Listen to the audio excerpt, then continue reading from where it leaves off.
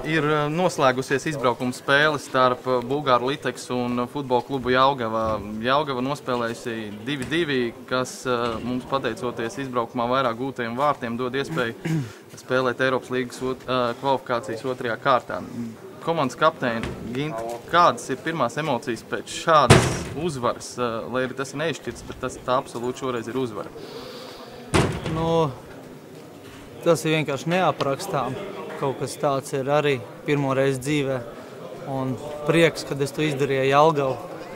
Un es nezinu, nav vienkārši vārdi pēc spēles nokrit un bezspēkā, bet bija nenormāls prieks. Es nevaru to vārdos izteikt. Kādas bija sajūtas tajā brīdī, kad nonācāt iedzinējos 2-1, vai tas nekādā veidā pārliecību nemazināja? Pie 2-1 varbūt kāds šaubījās, bet labi, kad pārējie komandas biedri, tie, kas ticēja, viņi pagrūda to, kas netic uz priekšu, un atkal viss noticēja, un tas standarts, un atkal gols. Tā kā viens otru pavilkam, kā arī ir tikai tā mēs varam kaut ko izcīnīt viens par otru. Vai nepārsteidz, ka mums aizsargi gūst vārtus? Es nezinu, kāpēc pārsteigums. Mēs iestam no standartiem, lai gan bija arī iespējas no spēles, bet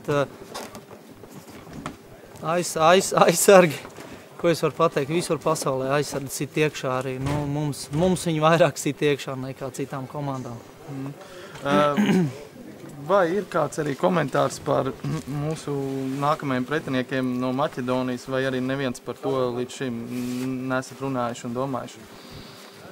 Neesam vēl tagad tik tālu. Es zinām, ka Maķedonija, bet es uzskatu tā, ka tas pats kā Bulgāriem, visi šaubījās, ka mums varbūt tur neiekrita Baltkrievi vai Slovāki, bet es jau arī tādu teicu čaļiem, ka varbūt tas ir labi, ka mēs dabījām tieši Bulgāri, jo viņi tieši mūsu spēles stilam, viņiem ir nērts, viņiem ļoti nērti, un tā arī beigās izrādījās, ka viņiem bija nērti pret mums spēlēt. Dievs vien zina, kā būtu bijis, ja mēs būtu spēlējuši par tām divām komandām. Tas pats arī Maķedonija. Varbūt tas mums ir arī plus, ka mums nav jābrauc uz Igauniju, bet tieši uz Maķedoniju. Tā kā laiks rādīs. Paldies. Это великая победа, я бы сказал, что проход Литекса, это значимая часть в истории клуба.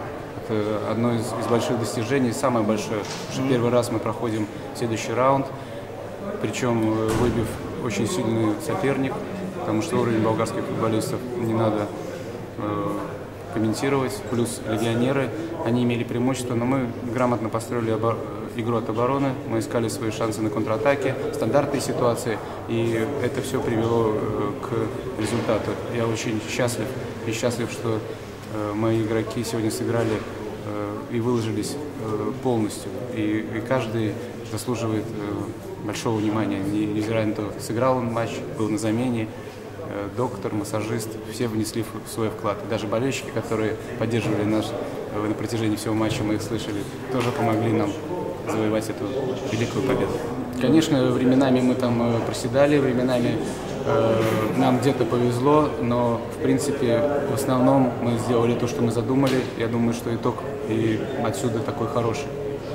Сейчас далек от этого момента, но, конечно, завтра уже надо думать о следующем сопернике, надо анализировать, и мы подойдем опять готовы, как сегодня, во всеоружие.